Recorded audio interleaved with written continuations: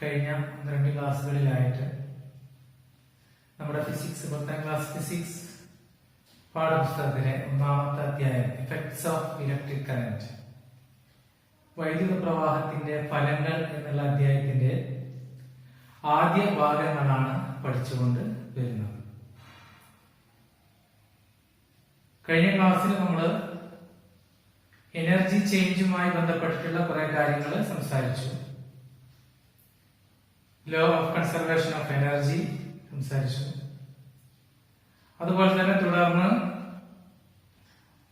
Voltage, potential വ്യത്യാസം, potential difference, I തുടങ്ങിയ വിഷയങ്ങളും കൂടി നമ്മൾ സംസാരിച്ചിട്ടുണ്ട്. തുടർന്ന് നിക്രോമിനെ കുറിച്ച് പറഞ്ഞു. വൈദ്യുതിയുടെ താപഫലവുമായി ബന്ധപ്പെട്ട് നമ്മൾ ഉപയോഗിക്കുന്ന ഹീറ്റിംഗ് ഫിലമെന്റ് ആണ് നിക്രോം എന്ന് പറയുന്നത്. അതിന്റെ പ്രത്യേകതകൾ നമ്മൾ പറഞ്ഞു. വൈദ്യുതിയുടെ ഇലക്ട്രിസിറ്റിയുടെ ഹീറ്റിംഗ് എഫക്റ്റ് ഉപയോഗപ്പെടുത്തുന്ന വിവിധ ഉപകരണങ്ങളെ കുറിച്ചൊക്കെ നമ്മൾ ചർച്ച ചെയ്തിട്ടുണ്ട്. ഇപ്പോ സാധാരണ നമുക്ക് അടുത്ത വിഷയത്തിലേക്ക് കടക്കുമ്പോൾ നമ്മുടെ പല വീടുകളിലും നമ്മുടെയൊക്കെ രക്ഷിതാക്കൾ, മാതാപിതാക്കളൊക്കെ നമ്മുടെ ഇലക്ട്രിക് ബില്ല് കിട്ടി ഷോക്കടിച്ച് നിൽക്കുന്ന ഒരവസ്ഥ നമുക്ക് കാണാൻ കഴിയും. എന്താ സംഭവിച്ചത്? നമ്മൾ പ്രതീക്ഷിക്കുന്നതിലും കൂടുതൽ ചാർജ് പ്രാവശ്യത്തെ ഇലക്ട്രിക് ബില്ലിൽ കാണുന്നുണ്ട്. പലവിധ ദുരന്തത്തിലൂടെ കടന്നു പോകുന്ന നമ്മുടെ മുമ്പിൽ വലിയൊരു ദുരന്തമായി ഇലക്ട്രിസിറ്റി ബില്ല് കൂടി വന്നിരിക്കുന്നു. സ്വാഭാവികമായും നമ്മുടെ രക്ഷിതാക്കൾ അതുമായി ബന്ധപ്പെട്ട് കുറച്ച് ശ്രദ്ധയിലായിരിക്കും. ഇപ്പൊ നമ്മളൊക്കെ വീട്ടില് വൈദ്യുതി ഉപയോഗപ്പെടുത്തുമ്പോൾ അവർ പലപ്പോഴും കുറെ കാര്യങ്ങൾ നമ്മളോട് പറയും. പ്രത്യേകിച്ച് നമ്മളോട് പറയാറുള്ളത്, നമ്മൾ സാധാരണ ഇസ്തിരിപ്പെട്ടി, ഇലക്ട്രിക്കാണ് ഉപയോഗിക്കുമ്പോഴാണ്. ഇസ്തിരിപ്പെട്ടി ഉപയോഗിക്കുന്ന സമയത്ത് നമ്മളോട് പറയുന്ന 2-3 കാര്യങ്ങൾ എല്ലാവർക്കും ഓർമ്മ ഉണ്ടാവും. എല്ലാവരോടും ഒരേപോലുള്ള കാര്യങ്ങളായിരിക്കും സാധാരണ പറയാം. പെട്ടെന്ന് നിർത്തിക്കാളാണ്. കുറെ നേരമായി ഇസ്തിരിപ്പെട്ടിയുമായി നിൽക്കുന്നു എന്ന് പറയും. എന്തിനാണ് എല്ലാം ഇങ്ങനെ ചുളിവ് മാറ്റി നടക്കുന്നത്? ആ കണ്ടിട്ടൂടെ ഇസ്തിരിപ്പെട്ടി സ്ഥിരം ഉപയോഗിക്കണം, നഷ്ടം പോലെ കറണ്ട് ബില്ലിന്റെ ഈ കണ്ടില്ലേ, അത് ഇനിയും കൂടും, ഇത്രയൊക്കെ ഇസ്തിരിപ്പെട്ടി ഉപയോഗിക്കേണ്ട ആവശ്യമുണ്ടോ എന്നൊക്കെ ചോദിക്കും നമ്മുടെ രക്ഷിതാക്കൾ. സ്വാഭാവികമായിട്ട് ഈ ചോദ്യങ്ങൾക്ക് പിറകിലൊക്കെ ഉള്ള വിഷയം എന്താണ് എന്ന് നമ്മൾ മനസ്സിലാക്കി കഴിഞ്ഞാൽ, വൈദ്യുതിയെ അതിന്റെ ഹീറ്റിംഗ് ഇഫക്റ്റ് ആയിട്ട് ഉപയോഗപ്പെടുത്തുന്ന സമയത്ത്, താപഫലമായി ഉപയോഗപ്പെടുത്തുന്ന സമയത്ത് 2-3 കാര്യങ്ങളുണ്ട്. ഒന്ന്, നമുക്കറിയാം, നമ്മൾ ഇസ്തിരിപ്പെട്ടിയുടെ ഉൾഭാഗത്ത് ഉപയോഗിച്ചിരിക്കുന്ന ഫിലമെന്റ്, ഇസ്തിരിപ്പെട്ടിയിലേക്ക് വരുന്ന വയറ് കോപ്പർ ആണെങ്കിലും ഇസ്തിരിപ്പെട്ടിയുടെ ഉള്ളിലുള്ള വയർ നിക്രോം ആണ് എന്ന് നമ്മൾ പഠിച്ചു കഴിഞ്ഞു. നിക്രോമിന്റെ പ്രത്യേകത എന്താ? The resistance of nichrome is very high. അതുകൊണ്ടാണ് ഇസ്തിരിപ്പെട്ടി പെട്ടെന്ന് ചൂടാവുന്നത്. അപ്പൊ റെസിസ്റ്റൻസ് കൂടുമ്പോൾ കറന്റ് ചെലവ് കൂടുന്നു എന്നുള്ള ഒരു സംഭവം അവിടെ ഉണ്ട്. കൂടാതെ കുറെ നേരം ഈ ഇസ്തിരിപ്പെട്ടി ഉപയോഗിക്കുന്നു എന്ന് പറയുമ്പോ സമയം കൂടുമ്പോൾ, കാരണം ഇസ്തിരിപ്പെട്ടിയുടെ ഉപയോഗ സമയം കൂടുമ്പോൾ കൂടുതൽ കറന്റ് ചെലവാകുന്നു എന്നുള്ളൊരു വിഷയം അവിടെ വരുന്നുണ്ട്. കൂടാതെ ഇതുകൊണ്ടൊക്കെ കറന്റ് ചെലവാകുന്നു എന്നുള്ള വിഷയം വരുന്നുണ്ട്.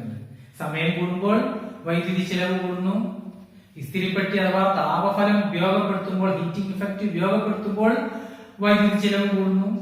ഇത് രണ്ടുകൊണ്ടും ഉണ്ടാകുന്ന ബില്ലാണ് നമുക്ക് വന്നുകൊണ്ടിരിക്കുന്നത്. അപ്പൊ ഇവിടെ ഈ ഒറ്റ ഉദാഹരണത്തിൽ നിന്ന് തന്നെ നമുക്ക് സ്വാഭാവികമായിട്ട് മനസ്സിലാക്കാവുന്ന ഒരു സംഭവം, വൈദ്യുതി, electricity is converted into heating energy, heat energy. അപ്പോ അവിടെ ഉണ്ടാകുന്ന ക്വാണ്ടിറ്റി ഓഫ് ഹീറ്റ് H അല്ലെങ്കിൽ Q എന്നൊക്കെ നമുക്ക് പറയാം. Quantity of heat H is equal to എന്തിനൊക്കെ ആയിട്ടാണ് ബന്ധമുള്ളത്? കറണ്ടുമായിട്ട് ബന്ധമുണ്ട്. നന്നായി കറണ്ട് ചെലവാകുന്നുണ്ട് എന്ന് രക്ഷിതാക്കൾ നമ്മോട് പറയുന്നുണ്ടല്ലോ. അതുകൊണ്ട് it is directly proportional to the I. What is I? It is current, intensity of electricity. വൈദ്യുതിയുമായി നേർ അനുപാതത്തിലാണ്. രണ്ടാമത്തെ വിഷയം നമ്മൾ പഠിച്ചതാണ്, ഇസ്തിരിപ്പെട്ടിയുടെ ഇലക്ട്രിക് അയണിന്റെ ഉള്ളിലുള്ള ഫിലമെന്റ് എന്ന് പറയുന്നത് നിക്രോമാണ്. Nichrome is used because it have high resistance. So ഐക്ക് പുറമെ രണ്ടാമതായിട്ട് വരുന്ന വിഷയം എന്താണ്? R is resistance. മൂന്നാമതായിട്ട് നമ്മളോട് പറഞ്ഞു കുറെ നേരം ഉപയോഗിക്കുന്നു. കുറെ നേരം ഉപയോഗിക്കുമ്പോൾ എന്താ സംഭവിക്കുന്നത്? കൂടുതൽ കറണ്ട് ചെലവാകും. അത് പെട്ടെന്ന് ഇസ്തിരിയിട്ട് സ്വിച്ച് ഓഫ് ആക്കണം എന്ന് നമ്മളോട് നിർദ്ദേശിക്കുന്നു. അപ്പൊ അവിടെ സംഭവിക്കുന്നത് എന്താണ്? ടൈം. അപ്പോ heat energy is directly proportional to, താപോർജം നേർ അനുപാതത്തിലാണ്. ഒന്ന് ഐ, രണ്ടാമത്തത് ആർ റെസിസ്റ്റൻസ്, മൂന്നാമത്തത് ടൈം. ഈ മൂന്ന് കാര്യങ്ങളുമായി നേരായിട്ട് ബന്ധപ്പെട്ടിരിക്കുന്നു എന്ത്? എച്ച് അഥവാ ഹീറ്റ് എന്ന് പറയുന്നത്. ഈ മൂന്ന് കാര്യങ്ങളെ കുറിച്ച് ഗവേഷണം നടത്തുകയും അതിനെക്കുറിച്ച് പഠനം നടത്തി ഒരു തിയറി അവതരിപ്പിക്കുകയും ചെയ്തിട്ടുള്ള മഹാനായ ശാസ്ത്രജ്ഞനാണ് ജെയിംസ് പ്രെസ്കോട്ട് ജൂൾ എന്ന് പറയുന്ന ശാസ്ത്രജ്ഞൻ.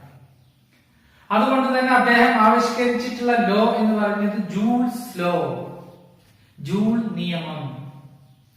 അദ്ദേഹം നടത്തിയ ഗവേഷണത്തിലേക്ക് അദ്ദേഹം എങ്ങനെയാണ് ആ ഇക്വേഷൻ ഡിറൈവ് ചെയ്തത് എന്നുള്ളതിനെ കുറിച്ച് നമുക്ക് തുടർന്ന് പറയാം.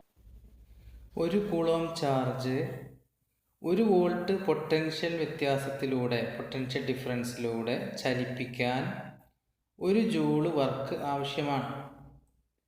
1 കൂളോം ചാർജ് 1 വോൾട്ട് പൊട്ടൻഷ്യൽ വ്യത്യാസത്തിലൂടെ ചലിപ്പിക്കാൻ 1 ജൂൾ വർക്ക് ആവശ്യമാണ്. അപ്പോൾ Q കൂളോം ചാർജിനെ V പൊട്ടൻഷ്യൽ ഡിഫറൻസിലൂടെ ചലിപ്പിക്കണമെങ്കിൽ വർക്ക് W സമം Q ഇൻറ്റു V ജൂൾ ആയിരിക്കും. ഈ വർക്ക് ചെയ്യുന്നത് ഒരു ബാറ്ററി ആണെങ്കിലോ T സെക്കൻഡ് സമയം കൊണ്ട് ബാറ്ററിയിൽ നിന്ന് ലഭിക്കുന്ന ഇലക്ട്രിക് പവർ, വൈദ്യുത പവർ P സമം W/T. W സമം QV എന്ന് നമ്മൾ നേരത്തെ കണ്ടു. അപ്പോൾ വൈദ്യുത പവർ P സമം QV/T ആയിരിക്കും. കറന്റ് I സമം Q/T എന്ന് നമ്മൾ നേരത്തെ പഠിച്ചിട്ടുണ്ട്. ചാർജിന്റെ നിരക്ക്, യൂണിറ്റ് സമയം കൊണ്ട് സഞ്ചരിക്കുന്ന വൈദ്യുത ചാർജിന് നമ്മൾ കറന്റ് നേരത്തെ കണ്ടുപിടിച്ചിട്ടുണ്ട്. അപ്പോൾ P സമം പവർ സമം V ഇൻറ്റു I എന്ന് നമുക്കറിയാം. പവർ സമം V ഇൻറ്റു I. Q/Tക്ക് പകരം നമ്മൾ I എന്ന് കൊടുത്തു. അപ്പോൾ പവർ P സമം VI. T സെക്കൻഡ് കൊണ്ട് ബാറ്ററി നൽകിയ എനർജി PT സമം VIT എന്ന് നമുക്ക് കിട്ടുന്നു. T സെക്കൻഡ് കൊണ്ട് ബാറ്ററി നൽകിയ എനർജി PT സമം VIT എന്ന് നമുക്ക് കിട്ടി. താപോപകരണങ്ങളെ കുറിച്ചാണ് നമ്മൾ ഈ ഹീറ്റിംഗ് എക്യുപ്മെന്റ്സിനെ കുറിച്ചാണ് ചർച്ച ചെയ്തുകൊണ്ടിരിക്കുന്നത്. അതുകൊണ്ട് ഇത് ഹീറ്റ് എനർജിയാണ്. അപ്പോൾ heat energy H is equal to VIT എന്ന ഇക്വേഷൻ നമുക്ക് ലഭിക്കുന്നു. H is equal to VIT എന്ന ഇക്വേഷൻ കിട്ടും. നമ്മൾ കഴിഞ്ഞ ക്ലാസ്സുകളിൽ, താഴ്ന്ന ക്ലാസ്സുകളിൽ 9ാം ക്ലാസ്സിലൊക്കെ നമ്മൾ പഠിച്ചിട്ടുണ്ട് ഓം നിയമം. ഓം നിയമം അനുസരിച്ച് voltage V is equal to current into resistance IR എന്ന ഇക്വേഷൻ നമ്മൾ പഠിച്ചതാണ്. V is equal to IR എന്നുള്ളത് H ഈസ് ഈക്വൽ ടു VITയിൽ Vക്ക് പകരം IR കൊടുത്തു കഴിഞ്ഞാൽ H is equal to I²RT എന്ന് കിട്ടുന്നു. ഇങ്ങനെ താപോർജം ഉണ്ടാക്കുന്നതാണ് ജൂൾ ഹീറ്റിംഗ് അല്ലെങ്കിൽ ഓമിക് ഹീറ്റിംഗ് എന്നെല്ലാം അറിയപ്പെടുന്നത്. ഇതിലൂടെ നമുക്ക് ജൂൾ നിയമത്തിലൂടെ നമുക്ക് ലഭ്യമായിട്ടുള്ള ഇക്വേഷൻ ഡിറൈവ് ചെയ്തെടുക്കാൻ സാധിക്കുന്നു. H is equal to I²RT, അതുപോലെ H is equal to VIT. ഒരു ചാലകത്തിലൂടെ കറന്റ് കടന്നു പോകുമ്പോൾ അവിടെ ഉൽപ്പാദിപ്പിക്കപ്പെടുന്ന താപോർജം 3 കാര്യങ്ങളുമായി ബന്ധപ്പെട്ടിരിക്കുന്നു. ഡയറക്ട്ലി പ്രൊപ്പോർഷണൽ, നേർ അനുപാതത്തിലാണ് വൈദ്യുത പ്രവാഹ തീവ്രതയുടെ വർഗത്തിനും ചാലകത്തിലൂടെ വൈദ്യുതി ഒഴുകിയ സമയത്തിനും ചാലകത്തിന്റെ പ്രതിരോധത്തിനും നേർ അനുപാതത്തിലാണ്. H is directly proportional to I²RT. അതിനെ നമ്മൾ ഇക്വേഷൻ ആക്കി മാറ്റിയാൽ, ഒരു കോൺസ്റ്റന്റ് ഒക്കെ കൊടുത്തിട്ട് ഒരു ഇക്വേഷൻ ആക്കി മാറ്റിയാൽ h is equal to I square R T എന്ന ഇക്വേഷൻ നമുക്ക് കിട്ടുന്നു. ഈ ഇക്വേഷൻ എങ്ങനെയാണ് ഡിറൈവ് ചെയ്ത് വരുന്നത് എന്ന് നമ്മൾ പറയുന്നു. ഇതിനെ നമ്മൾ ഓം നിയമം നമ്മൾ നേരത്തെ പഠിച്ചതാണ്. V is equal to IR, potential difference voltage is equal to I into R എന്ന് നമ്മൾ നേരത്തെ ക്ലാസ്സിൽ പഠിച്ചതാണ്, 10ാം ക്ലാസ്സിലൊക്കെ. ആ ഇക്വേഷൻ കൂടി ഇതിലേക്ക് ഉപയോഗപ്പെടുത്തുമ്പോൾ നമുക്ക് നേരത്തെ കിട്ടിയ ഇക്വേഷൻ എന്തായിരിക്കും? H is equal to VIT എന്ന് കിട്ടുന്നു. അപ്പോ ഈ ഒരു വിഷയം ഉള്ളത് കൊണ്ടാണ് താപ ഉപകരണങ്ങൾ, ഹീറ്റിംഗ് എക്യുപ്മെന്റ്സ്, തപനോപകരണങ്ങൾ ഉപയോഗിക്കുമ്പോൾ നമ്മൾ വളരെ ശ്രദ്ധിക്കണം എന്ന് പറയാൻ കാരണം I സ്ക്വയർ ആർ ടി വെറും I അല്ല, I സ്ക്വയർ ആർ ടി. അതുകൊണ്ട് കറണ്ട് വളരെ അധികം ചെലവാകും, കൂടുതൽ ചെലവാകും. അതുകൊണ്ടാണ് ഈ ഒരു അവസ്ഥ നമുക്ക് വരുന്നത് എന്നർത്ഥം. അപ്പൊ ഇതാണ് ജൂൾസ് ലോ എന്ന് പറയുന്ന സംഭവം. അപ്പൊ ഈ പ്രതിരോധങ്ങളാണ് നമുക്ക് താപം നൽകുന്നത് എന്ന് പറയാം, താപാർജ്ജമാക്കി മാറ്റുന്നത്. അപ്പൊ സ്വാഭാവികമായിട്ടും നമുക്ക് വരുന്ന കുറെ സംശയങ്ങളുണ്ട്. താപോർജ്ജം ഉണ്ടാകുമ്പോൾ, ഹീറ്റ് എനർജി ഉണ്ടാകുമ്പോൾ അവിടെ ആരാണ് കൂടുതൽ സ്വാധീനം ചെലുത്തുന്നത്? I ആണോ R ആണോ? Is it electricity or resistance is more effective എന്നൊരു ചോദ്യം അവിടെ വരുന്നുണ്ട്. ആരാണ് കൂടുതൽ ഇഫക്റ്റീവ് ആവുന്നത്, ആരാണ് കൂടുതൽ ചെയ്യുന്നത്? അതിന് നമുക്കൊരു കണക്ക് നമുക്ക് നോക്കാൻ സാധിക്കും. അതിലൂടെ നമുക്ക് ആ കാര്യം വ്യക്തമായിട്ട് മനസ്സിലാവും. ഹീറ്റർ എയും ഹീറ്റർ ബിയും 230 വോൾട്ടിലാണ് പ്രവർത്തിക്കുന്നത്. ഇവ 5 മിനിറ്റ് പ്രവർത്തിച്ചാൽ ഉണ്ടാകുന്ന താപം എത്രയായിരിക്കും, ഹീറ്റ് എത്രയായിരിക്കും എന്നാണ് നമ്മൾ കണ്ടുപിടിക്കേണ്ടത്. ഒന്നാമത്തെ ഹീറ്ററിന്റെ പ്രതിരോധം 1150 ഓമും രണ്ടാമത്തെ ഹീറ്റർ ബിയുടെ പ്രതിരോധം 460 ഓമുമായിട്ട് തന്നിട്ടുണ്ട്. അഥവാ ഹീറ്റർ എയുടെ resistance is more than the resistance of the heater B. Both heaters are working for 5 minutes only with same voltage 230 volt. Result നോക്കൂ. H is equal to V square T by R എന്നുള്ള ഇക്വേഷനാണ് നമ്മൾ ഉപയോഗിക്കുന്നത്. അവിടെ വിയുടെ സ്ഥാനത്ത് heater എയിൽ 230 square into T, 5 minute എന്ന് പറയുമ്പോൾ 5 into 60 second is equal to 300 second. 5 മിനിറ്റ്സിന് സെക്കൻഡ് ആക്കി by 1150. The answer is 13,800 joule. Heater ബിയിൽ നോക്കുക. H is equal to V square T by R എന്നുള്ള ഇക്വേഷൻ തന്നെ V 230 square into time equal ആണ് 300 by resistance കുറവാണ് 460 ആണ്, 460. ആൻസർ നോക്കുക 34,500 ജൂൾ. ഹീറ്റർ എയിൽ നിന്ന് നമുക്ക് കിട്ടുന്നത് 13,800 ജൂള്, ഹീറ്റർ ബിയിൽ നിന്ന് നമുക്ക് കിട്ടുന്നത് 34,500 ജൂൾ. ഇവിടെ ഹീറ്റർ എയിൽ റെസിസ്റ്റൻസ് 1150 ആണ്, ഹീറ്റർ ബിയിൽ റെസിസ്റ്റൻസ് വെറും 460 ആണ്. അപ്പോൾ റെസിസ്റ്റൻസ് കുറയുമ്പോഴും ഹീറ്റ് കൂടുന്നു എന്നുള്ള കാര്യമാണ് നമുക്ക് ഈ ഒരു ചെറിയ കണക്കിലൂടെ മനസ്സിലാവുന്നത്. അതുകൊണ്ട് ഏറ്റവും കൂടുതൽ ഇഫക്റ്റ് ചെയ്യുന്ന ഫാക്ടർ I ആണോ R ആണോ T ആണോ, അത് മൂന്നൊക്കെ നമുക്ക് അതിനുള്ള എക്സ്പെരിമെന്റ്സ് ഒക്കെ നമുക്കുണ്ട്. ഏതായിരുന്നാലും അത് നമുക്ക് കണ്ടെത്തുന്നതോടുകൂടി നമുക്ക് മനസ്സിലാക്കാൻ സാധിക്കുന്ന സംഭവം I ഈസ് മോർ ഇഫക്റ്റീവ്, അല്ലെങ്കിൽ മോർ കൂടുതലായിട്ട് ബാധിക്കുന്ന ഫാക്ടർ എന്ന് പറയുന്നത് I ആണ് എന്ന് നമുക്ക് മനസ്സിലാക്കാൻ സാധിക്കും. അത് തന്നെയാണ് ജൂൾസ് ലോ പറയുന്നത് I സ്ക്വയർ ആർ ടി. ഇനി നമുക്ക് പഠിക്കാനുള്ള രണ്ടാമത്തെ മറ്റൊരു കാര്യം, നമ്മൾ ഈ പ്രതിരോധങ്ങളെ കുറിച്ച് സംസാരിച്ചു. ഇപ്പൊ പ്രതിരോധങ്ങൾ, ഇപ്പൊ നമ്മൾ പ്രതിരോധത്തിന്റെ ഒരു സിമ്പൽ എന്ന് പറയുന്നത് നമ്മൾ ഇങ്ങനെയാണ് കാണിക്കുക. പ്രതിരോധത്തിന്റെ സിമ്പൽ ഇതൊരു മാതൃക ഞാൻ ഉണ്ടാക്കിയുള്ളൂ. ഈ പ്രതിരോധത്തിന്റെ സിമ്പൽ നമ്മൾ ഇങ്ങനെ, പ്രതിരോധം കണ്ടാൽ തന്നെ ഒരു മുള്ളുവേലി പോലെ നിൽക്കുകയാണ്. കാരണം ഇലക്ട്രോൺസിന് അത് തടയുന്നു, ഫ്ലോ ഓഫ് ഇലക്ട്രോൺസിന് തടയാണ് കാരണം. അപ്പൊ ഇങ്ങനെയുള്ള പ്രതിരോധം നമുക്ക് ഇങ്ങനെ രണ്ട് രീതിയിൽ കണക്ട് ചെയ്യാൻ സാധിക്കും. പ്രതിരോധത്തിനെ രണ്ട് രീതിയിൽ നമുക്ക് കണക്ട് ചെയ്യാൻ സാധിക്കും. നമ്മള് മനസ്സിലാക്കിയിട്ടുണ്ട് രണ്ട് രീതികളുണ്ട് നമുക്ക്. ഒന്ന് സീരീസ് കണക്ഷൻ, മറ്റൊന്ന് പാരലൽ കണക്ഷൻ. ശ്രേണി രീതിയിലും നമുക്ക് ബന്ധിപ്പിക്കാൻ സാധിക്കും, സമാന്തര രീതിയിലും ബന്ധിപ്പിക്കാൻ സാധിക്കും. ഇപ്പൊ മറ്റൊരു റെസിസ്റ്റൻസിന്റെ ഒരു മാതൃക. രണ്ട് റെസിസ്റ്റൻസ്, നമുക്ക് ഒന്നിനെ നമുക്ക് R1 എന്ന് പറയാം, രണ്ടാമത്തതിനെ നമുക്ക് R2 എന്ന് പറയാം. ഇതിനെ നമ്മൾ ആദ്യമായി ശ്രേണിയായി ബന്ധിപ്പിക്കുമ്പോൾ എന്ത് പറയും? ഈ രണ്ട് എൻഡ് ഇങ്ങനെ കൂട്ടിച്ചേർത്താൽ മതി. ഇപ്പൊ നമുക്ക് ഇവിടെ R1ഉം ഇവിടെ R2, ഇതിനെയാണ് നമ്മൾ ശ്രേണിയായിട്ട് ബന്ധിപ്പിക്കുക എന്ന് പറയാം. നമ്മൾ കഴിഞ്ഞ ക്ലാസ്സിൽ പഠിച്ചിട്ടുണ്ട്, നമ്മൾ വോൾട്ടേജ് അളക്കാൻ വേണ്ടി വോൾട്ട് മീറ്റർ കണക്ട് ചെയ്യുന്നത് പാരലൽ ആയിട്ടാണ് അഥവാ സമാന്തരമായിട്ടാണ് എന്നാണ് നമ്മൾ പഠിച്ചിട്ടുള്ളത്.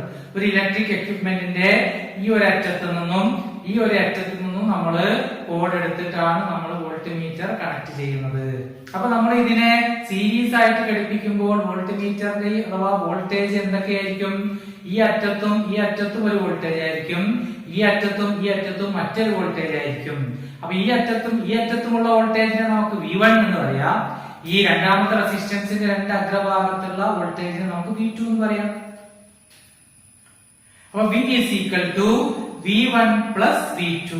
ഇവിടെ നമ്മൾ പറയുന്നത് സീരീസ് കണക്ഷനെ കുറിച്ചാണ്. V is equal to V1 plus V2. ഇങ്ങനെ നമ്മൾ ശ്രേണിയായി കണക്ട് ചെയ്യുമ്പോൾ, സീരീസ് ആയി കണക്ട് ചെയ്യുമ്പോൾ ഇവിടെ ആരാണ് കോൺസ്റ്റന്റ് ആയി നിൽക്കുന്നത്, തുല്യമായി നിൽക്കുന്നത്? It is current. I is equal to, I എന്താണ്? ഈക്വൽ ആണ്. ഓരോന്നിലെയും കടന്നു പോകുന്നത് I എന്താണ്? ഈക്വൽ ആണ്. എന്നാൽ വോൾട്ടേജ് വ്യത്യസ്തമാണ്. Voltage V is equal to V1 plus V2 എന്ന് പറയാൻ പറ്റും. അപ്പൊ നമ്മൾ ഓംസ് ലോ പഠിച്ചിട്ടുണ്ട്, V is equal to IR. Then what happened? V ക്ക് പകരം നമുക്ക് IR is equal to IR1 plus IR2. ഇവിടെ മൂന്നിലും I ഉണ്ട്. IR is equal to IR1 plus IR2. ഈ ഐകളെ നമുക്ക് എന്ത് ചെയ്യാം? വെട്ടാം, ഒഴിവാക്കാം, കോമൺ ആണ്. അപ്പൊ എന്താണ് ബാക്കി വരുന്നത്? R is equal to R1 plus R2. Example ആയിട്ട് ഇതിന്റെ റെസിസ്റ്റൻസ് 2 ഓം ആണെന്ന് കരുതുക, ഇതിന്റെ റെസിസ്റ്റൻസ് 4 ഓം ആണെന്ന് കരുതുക. ഇത് നമ്മൾ സീരീസ് ആയിട്ട് ഘടിപ്പിക്കുമ്പോൾ എന്താണ്? R1 plus R2, 2 plus 4. What is the result? It is 6 ohm എന്ന് നമുക്ക് കിട്ടും. അപ്പൊ ഇതാണ് സീരീസ് ആയിട്ട് ഘടിപ്പിക്കുമ്പോഴുള്ള അവസ്ഥ. സീരീസ് ആകുമ്പോൾ കറന്റ് ഈക്വൽ ആണ്, വോൾട്ടേജ് ഈസ് ഡിഫറെന്റ്. രണ്ടാമത്തെ വിഷയം പാരലൽ കണക്ഷൻ ആണ്, സമാന്തരമായി കണക്ട് ചെയ്യുക. അപ്പൊ നമ്മൾ നോക്കുക അങ്ങനെ സമാന്തരമായിട്ട് കണക്ട് ചെയ്യാം. ഇപ്പൊ ഇതൊന്നും മുകളിൽ നിൽക്കുന്നു, താഴെ നിൽക്കുന്നു R1. ഇതിന്റെ രണ്ടിന്റെയും എഡ്ജുകൾ നമുക്ക് പിടിക്കാം. ഇവിടെ ഇതിന്റെയും എഡ്ജ് നമുക്ക് പിടിക്കാം. ഇത് ഇങ്ങനെ പിടിച്ചു കഴിഞ്ഞാൽ എന്തായി? ഈ രണ്ടിനും ഒരു കോമൺ എഡ്ജ് നമുക്ക് കിട്ടി. ഇവിടെ നിന്ന് നമ്മൾ വയറിന്റെ കണക്ഷൻ ഇങ്ങോട്ടും കൊടുക്കുന്നു, ഇവിടെ നിന്ന് ഇങ്ങോട്ടും കൊടുക്കുന്നു. അപ്പൊ നോക്കുക, ഈ രണ്ട് റെസിസ്റ്റൻസിനും കോമൺ എഡ്ജ് ആണുള്ളത്. കോമൺ ആയിട്ട് ഇവിടെ ഒരു പോയിന്റ്, ഇവിടെ ഒരു പോയിന്റ്. അപ്പൊ നമുക്ക് ഇവിടെ ഒരു വോൾട്ട് മീറ്റർ വെച്ച് കഴിഞ്ഞാൽ ഇതിലൂടെ പോകുന്നതിന്റെ വോൾട്ടേജ് R1ന്റെ വോൾട്ടേജ് V1 Vയും അതുപോലെ ഈ വോൾട്ടേജും ഈക്വൽ ആണ് എന്ന് കിട്ടും. കാരണം കോമൺ എഡ്ജ് ആണ്. മൂന്നാമതൊന്നും കൂടി വന്നു കഴിഞ്ഞാൽ എന്താവും? മൂന്നാമതൊന്നും കൂടി നമുക്ക് വെക്കാൻ സാധിക്കും. അപ്പൊ 3 വെച്ചു, 3ന്റെയും കോമൺ എഡ്ജ് നമുക്ക് കിട്ടുന്നു. അപ്പൊ 3 കോമൺ എഡ്ജ് നമുക്ക് കിട്ടുന്നു. ഇങ്ങനെ നമുക്ക് കണക്ട് ചെയ്യാൻ സാധിക്കും. 3 കിട്ടും. അപ്പൊ ഈ രൂപത്തിൽ നമുക്ക് ഇങ്ങനെ കണക്ട് ചെയ്ത് കഴിഞ്ഞാൽ R1 plus R2 plus R3 ആയി, അല്ലേ? അപ്പോ ഇവിടെയുള്ള വിഷയം എന്ന് പറയുന്നത് എന്താണ്? ഇവിടെ I ആണ് ഡിഫറെന്റ്, കറന്റ് ആണ് ഡിഫറെന്റ്. കറന്റ് വ്യത്യസ്തമാണ്, വോൾട്ടേജ് സെയിം ആണ്. അതുകൊണ്ട് I is equal to ഇതിലൂടെ പോകുന്നത് I1, ഇതിലൂടെ പോകുന്നത് I2. അപ്പൊ R1ലൂടെ പോകുന്നത് I1, R2ലൂടെ പോകുന്നത് I2. അങ്ങനെയാണെങ്കിൽ നമുക്ക് ഓംസ് ലോ എന്തായിരിക്കും? I is equal to V by R. V is equal to IR, so I is equal to V by R എന്ന് കിട്ടും. അപ്പോ V by R is equal to V by R1 plus V by R2. V by R is equal to V യെ നമുക്ക് പുറത്ത് common ആയിട്ട് പുറത്തെടുത്താൽ V into bracket I R1 plus I R2. അപ്പൊ എന്താണ്? Voltage equal ആണ്. അതിനെ നമുക്ക് എന്ത് ചെയ്യാം? ക്യാൻസൽ ചെയ്യാം. 1 by R is equal to 1 by R1 plus 1/R2. ഇതാണ് ഇക്വേഷൻ. പാരലൽ ആവുന്നത്, സമാന്തരമാവുന്നത്. ഇവിടെ നമ്മൾ ക്രോസ് മൾട്ടിപ്ലിക്കേഷൻ ഒക്കെ നടത്തി കഴിഞ്ഞ് നമുക്ക് 1/R is equal to R1 plus R2 by R1 R2. നമ്മൾ R എന്ന് പറയുമ്പോൾ R is equal to R1 into R2 by R1 plus R2. നമ്മളൊരു എക്സാമ്പിൾ ആയിട്ട് എടുത്തു കഴിഞ്ഞാൽ നമുക്ക് ആ ഇക്വേഷനിലേക്ക് കൊടുത്തു കഴിഞ്ഞാൽ നമുക്ക് റിസൾട്ടന്റ് റെസിസ്റ്റൻസ് കിട്ടുന്നു. അപ്പൊ റെസിസ്റ്റൻസിനെ നമുക്ക് സമാന്തരമായിട്ടും ശ്രേണിയായിട്ടും ഘടിപ്പിക്കാം.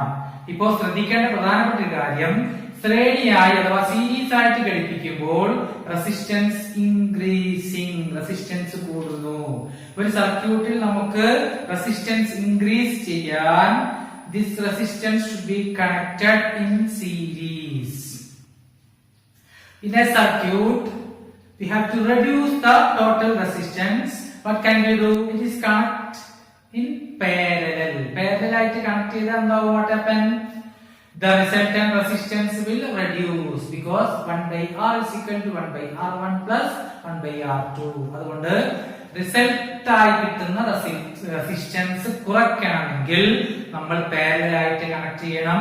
റിസൾട്ട് ആയി നമുക്ക് കിട്ടേണ്ടുന്ന റെസിസ്റ്റൻസ് കൂടണമെങ്കിൽ നമ്മൾ അതിനെ സീരീസ് ആയിട്ട് കണക്ട് ചെയ്യണം. ഇതിന്റെയൊക്കെ അപ്ലിക്കേഷൻസ് നമ്മൾ നെക്സ്റ്റ് ചാപ്റ്ററുകളിലൊക്കെ ആയിട്ട് വരുന്നുണ്ട്. അതുകൊണ്ട് അവിടെ നമ്മൾ അതിനെ കുറിച്ച് സംസാരിക്കും. അതുമായി ബന്ധപ്പെട്ട് ഇനി നമുക്ക് പറയാനുള്ള ഒന്ന് രണ്ട് കാര്യങ്ങളും കൂടി ഇവിടെ സൂചിപ്പിക്കുന്നുണ്ട്. ആംബിയറേജ് എന്ന് പറയുന്നത് വരുന്നുണ്ട്. കൂടാതെ തന്നെ നമുക്ക് ഈ ഇക്വേഷനുകളെ ഉപയോഗപ്പെടുത്തിയിട്ട് നമുക്ക് വാട്ട് ഈസ് പവർ എന്നുള്ളതും കൂടി നമുക്ക് കണ്ടെത്താനുണ്ട്. പവർ എന്ന് പറയുന്നത് rate of change of work by time, പ്രവൃത്തിയുടെ നിരക്കാണ് പവർ എന്ന് നമ്മൾ പഠിച്ചിട്ടുണ്ട്. അതുകൊണ്ട് work done H is equal to I square RT എന്ന് നമ്മൾ മനസ്സിലാക്കിയിട്ടുണ്ട്. Power P is equal to work by time is equal to H by T. So P is equal to I square RT by T. So we get the equation P is equal to I square R. ഇവിടെ ഐക്ക് പകരം V by R എന്ന് Ohm's law വഴി കൊടുത്താലും അതുപോലെ ആറിന് പകരം V by I എന്ന് കൊടുത്തു കഴിഞ്ഞാലും നമുക്ക് power is equal to I square R, അതുപോലെ തന്നെ power is equal to VI, കൂടാതെ power is equal to V square by R എന്നീ 3 ഇക്വേഷനുകൾ ലഭിക്കുന്നു.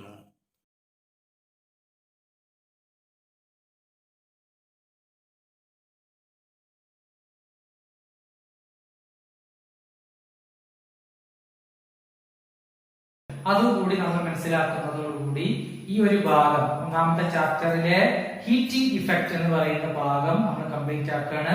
അതിൽ കൂടെ ചേർക്കാനുള്ള ഒരു കാര്യം കൂടി നമ്മൾ വിശദീകരിക്കുന്നു. വൈൻഡ് ദ ഫ്യൂസ് എന്ന് പറയുന്നതാണ്. അപ്പൊ നമുക്കറിയാം, സാധാരണ നമ്മള് പെട്ടെന്ന് കറണ്ട് പോകുമ്പോൾ സ്വാഭാവികമായിട്ട് എന്താ സംഭവിച്ചത് എന്ന് ചോദിക്കുമ്പോൾ എന്താ പറയാ, ഫ്യൂസ് പോയി എന്ന് പറയും. ഫ്യൂസ് പോയി, അല്ലെങ്കിൽ ബ്രേക്കർ താഴും. അപ്പൊ ബ്രേക്കർ താഴെയാണ്, അല്ലെങ്കിൽ പോസ്റ്റിലൊക്കെ ആണെങ്കിൽ, ഇലക്ട്രിക് പോസ്റ്റിലൊക്കെ ആണെങ്കിൽ ഫ്യൂസ് പോകും. അപ്പൊ സ്വാഭാവികമായിട്ടും നമ്മുടെ ആളുകളിലൊക്കെ, സാധാരണക്കാരുടെ ആളുകളിലൊക്കെ ഉണ്ടാകുക, ഫ്യൂസ് പോകുക എന്ന് പറയുന്നത് ഒരു പ്രയാസമുള്ള സംഗതിയായിട്ട് നമുക്ക് തോന്നാം. ഇനി ഫ്യൂസ് പോയി. ഫ്യൂസ് എന്ന് പറയുന്നത് നമ്മൾ പ്രയാസപ്പെടുത്തുന്നതാണോ നമ്മെ രക്ഷപ്പെടുത്തുന്നതാണോ? നമ്മെ രക്ഷപ്പെടുത്തുന്നതാണ്. അതുകൊണ്ടാണ് സേഫ്റ്റി ഫ്യൂസ് എന്ന് പറയുന്നത്. പലപ്പോഴും ഫ്യൂസ് കൃത്യമായ സമയത്ത് പോകുന്നത് കൊണ്ടാണ് വലിയ അഗ്നിബാധകളിൽ നിന്നും വലിയ വലിയ അപകടങ്ങളിൽ നിന്നും നമ്മൾ രക്ഷപ്പെടുന്നത്. അതേസമയം ആ സമയത്ത് പോലും ഫ്യൂസ് പോയിട്ടില്ല എങ്കിൽ വലിയ അപകടത്തിലേക്കാണ് നമ്മൾ പോയിക്കൊണ്ടിരിക്കുന്നത്. അപ്പൊ സാധാരണയായി ഫ്യൂസ് വയർ എന്ന് പറയുന്ന സംഭവം നമ്മൾ കടകളിൽ പോയാൽ നമുക്ക് കിട്ടും. ലെഡും ടിന്നും ചേർന്നിട്ടുള്ള ഒരു അലോയിയാണ്, ലോഹസങ്കരമാണ് നമ്മൾ ഫ്യൂസ് വയർ ആയിട്ട് ഉപയോഗിക്കേണ്ടത്. ലെഡിന്റെയും ടിന്നിന്റെയും ഒക്കെ പ്രത്യേകത, അതിന്റെ ദ്രവണാങ്കം എന്ന് പറയുന്നത് melting point is very low melting point ആണ് ടിന്നിനൊക്കെ ഉള്ളത്. അതുകൊണ്ട് അത് പെട്ടെന്ന് മെൽറ്റ് ചെയ്യും. അപ്പൊ ഫ്യൂസ് വയർ പെട്ടെന്ന് മെൽറ്റ് ചെയ്യേണ്ടതാകുന്നു, എന്നാലാണ് ഫ്യൂസ് പോവുക. എന്നാൽ പലപ്പോഴും നമ്മള് ഫ്യൂസ് പോകാതിരിക്കാൻ വേണ്ടി അത്രമാത്രം മെൽറ്റിംഗ് പോയിന്റ് താഴെയൊന്നുമില്ലാത്ത റെസിസ്റ്റൻസ് ഒക്കെ കുറവുള്ള കോപ്പർ വയറൊക്കെ 3-4 കോപ്പർ വയറുകളൊക്കെ കൂട്ടി തിരിച്ച് കട്ടിയുള്ള ഫ്യൂസ് പോയി കിട്ടും. ഒരിക്കലും ഫ്യൂസ് പോകരുത് എന്നുള്ളതൊക്കെ നമ്മൾ കിട്ടും. എന്താ സംഭവിക്കുക? വല്ല അപകടങ്ങളും, ഷോർട്ട് സർക്യൂട്ട്. ഇപ്പൊ നമുക്കറിയാം, ഒരു സ്ഥലത്തേക്ക് വരുന്ന പവർ, ഒരു നിശ്ചിത പവർ ഉണ്ടാവും.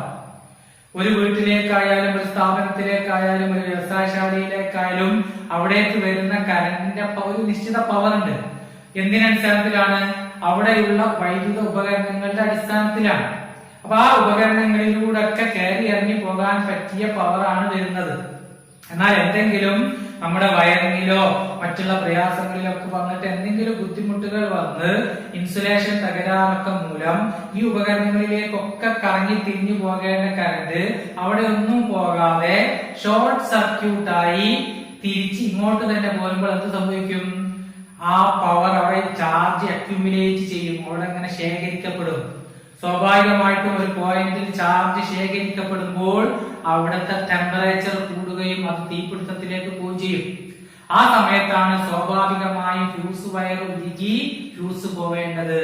അല്ലെങ്കിൽ ബ്രേക്കറിൽ ഉപയോഗിക്കുമ്പോൾ ഒരു മാഗ്നറ്റിക് പവർ അവിടെ വരികയാണ്. അപ്പൊ ആ മാഗ്നറ്റ് ആണ് എന്ത് ചെയ്യുന്നത്? ബ്രേക്കറിനെ അട്രാക്ട് ചെയ്തിട്ട് താഴേക്ക് വലിക്കുന്നത്. അപ്പോഴാണ് ബ്രേക്കർ ഡൗൺ ആവുന്നത്. അത് നമുക്ക് പറയാം.